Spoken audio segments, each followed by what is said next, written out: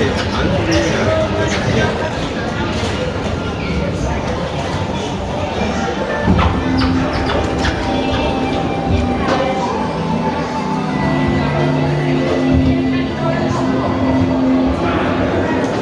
to a voyage of discovery and awareness, the riches, the diversity, the often surprising nature of living with the land.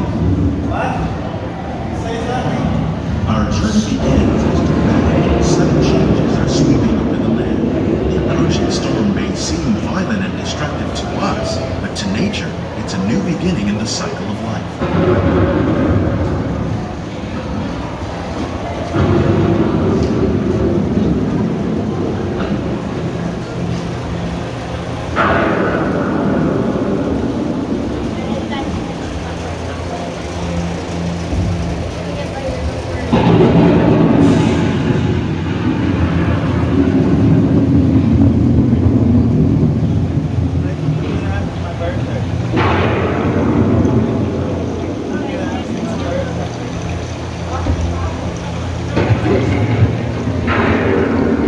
Beneath the surface of the land, roots trap water from the flowing mud, extracting precious nutrients and minerals.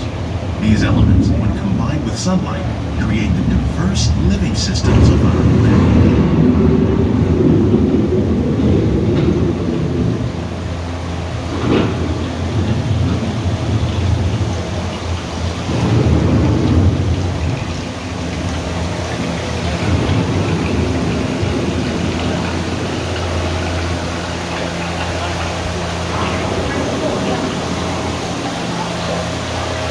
One of those living systems is the rainforest, home to the most amazing concentration of life on our planet. These dense and beautiful forests cover only a tiny portion of the Earth's surface, but they contain more than half of its plant and animal species. Rainforests are also extremely rich and productive living systems, providing us with oxygen, food, medicine, and other elements essential to our lives.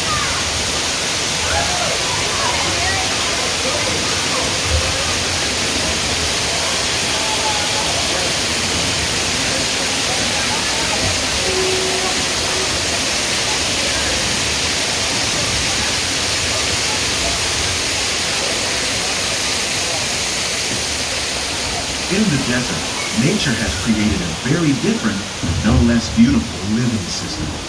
And while this arid landscape may seem lifeless, it is very much alive. The plants and animals that have learned to survive in these harsh conditions make use of what little water they can find and avoid the scorching rays of the relentless sun. The American prairie once appeared as desolate as the desert, but over time, rainwater and nutrients gradually penetrated the hard surface of this land. Even the hooves of the mighty buffalo helped create the rich soil that will one day become home to the American farm.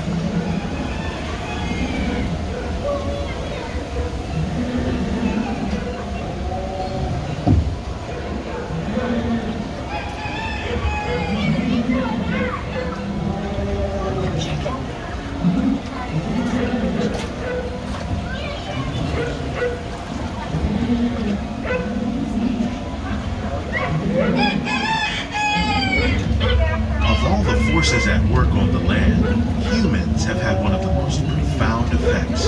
The need to produce food for a growing world led to the enormous use and sometimes overuse of the land. In our search for more efficient ways to grow food, we often fail to realize the impact of our methods.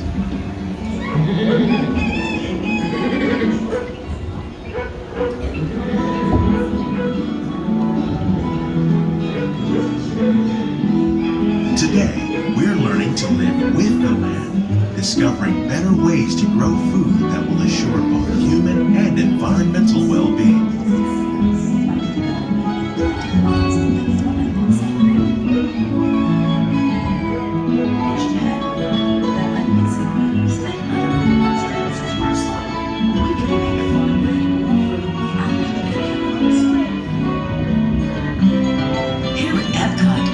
Learning to reduce the need for chemical pesticides by breeding and using natural predators, like ladybugs and wasps, to control pests. In the farmlands across America, we're learning that by plowing under vegetation containing natural fertilizers, we can enrich the soil without the use of chemicals. In arid regions, we're learning to produce food on desert seacoasts by developing and planting crops that thrive on saltwater. In Japan, we're learning that by mixing leaves and other living materials into our soil, we can make tomorrow's growing food without production chemicals. Yet still respect the needs of the land. Some of the answers are being discovered just ahead. To help us maintain these carefully controlled ecosystems, and for your safety, please remain seated in your boat at all times. Needs for food production, yet still respect the needs of the land. Some of the answers are being discovered just ahead. To help us maintain these carefully controlled ecosystems, and for your safety, please remain seated in your boat at all times.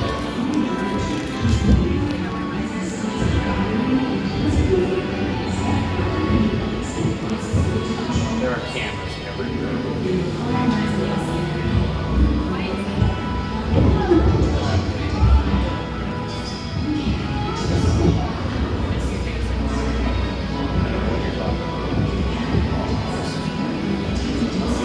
Welcome to our living laboratory, where scientists from Epcot and the U.S. Department of Agriculture are exploring innovative ways to produce bountiful harvests now and into the future.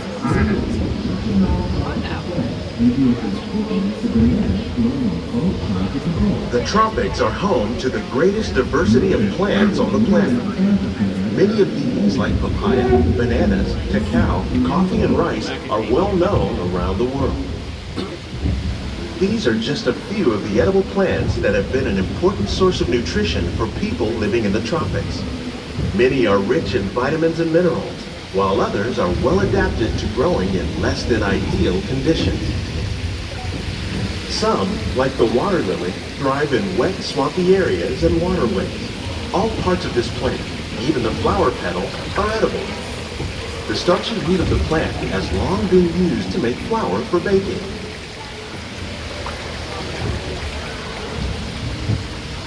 One day, many of these lesser-known tropical plants may be as important as the bananas growing on both sides of the boat.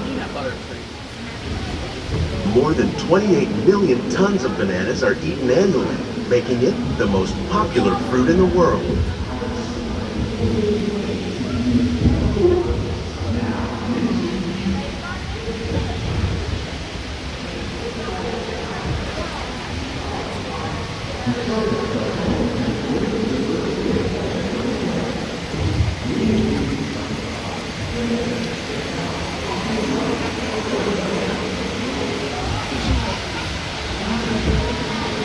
When we mention farming, you probably don't think of fish, but fish farming, or aquaculture, accounts for nearly half of all the seafood consumed globally.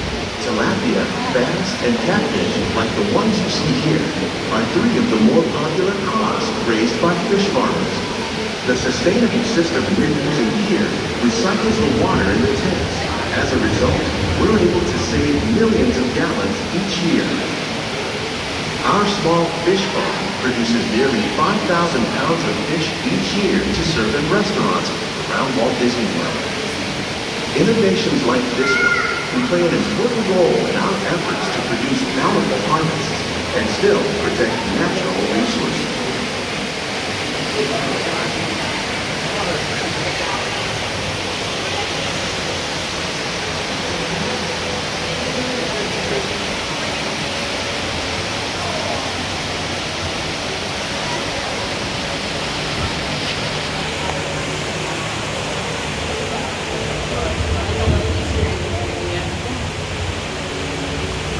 While there are more than 50,000 edible plant species in the world, most of us are only familiar with the handful that make up our everyday diet.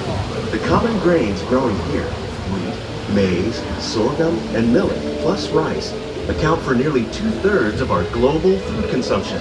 Learning how to increase yields of these staples is an important goal of research around the world.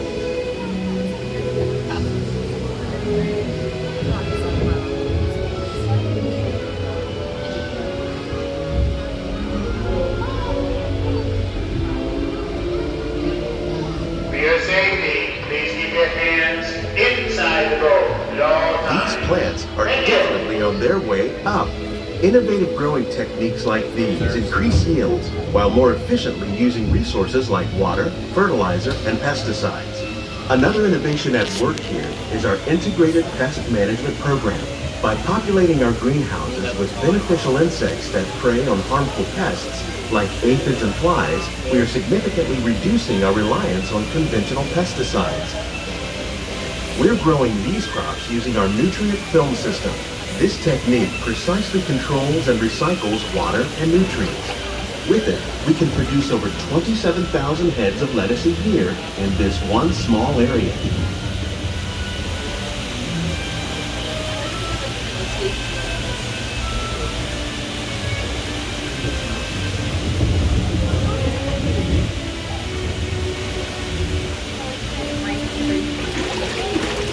Some of our best ideas have been inspired by nature, like these fruit and vegetable trees. By growing these ground plants vertically, we can increase yields and better control diseases. These crops taste as good as they look. In fact, we serve more than 15 tons of produce from our greenhouses in restaurants here at the land every year.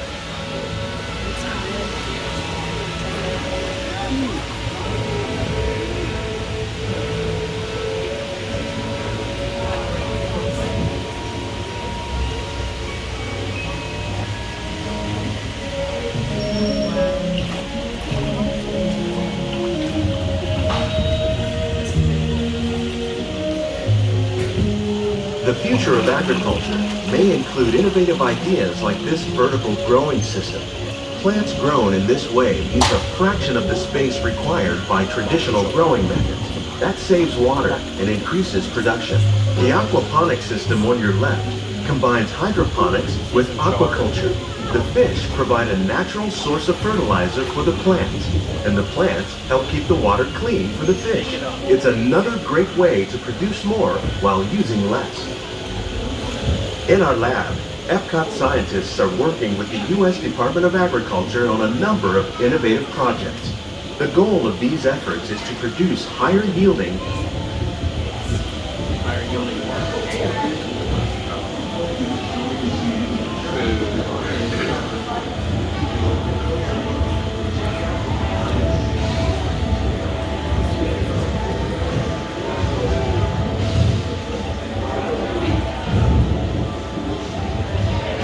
These greenhouses represent just a fraction of the work being done worldwide to produce bountiful harvests for our growing population. Scientists, farmers, and even backyard gardeners are doing their part to improve the quantity and quality of foods that we all rely upon. Together, we can continue to find more ways to increase food production and protect our environment. Only then will we truly be living with the land.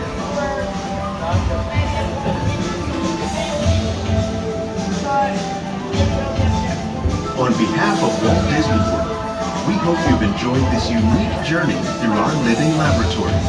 If you'd like a closer look, then check out the behind the scenes walking tour.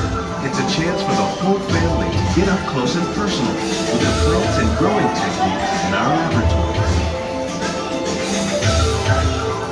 Please keep your hands and feet inside the boat and remain seated until the boat comes to a complete stop.